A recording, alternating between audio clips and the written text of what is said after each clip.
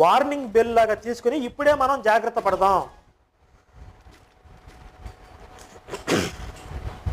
మీ రచనలు ఇంగ్లీష్లోకి అనువదించు అన్న, వీలైతే అన్ని భాషల్లోకి అనువదించు.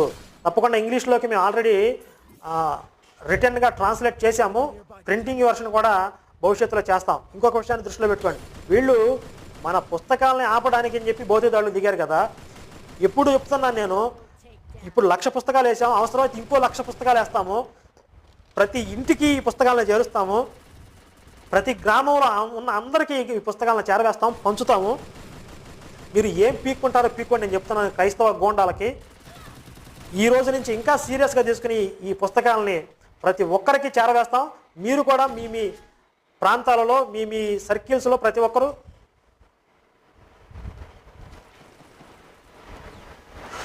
ఒక్కరూ కూడా ఈ పుస్తకాలను చేరవేసే బాధ్యత తీసుకోండి. ఈ క్రైస్తవ గోండాలు ఏం చేస్తారు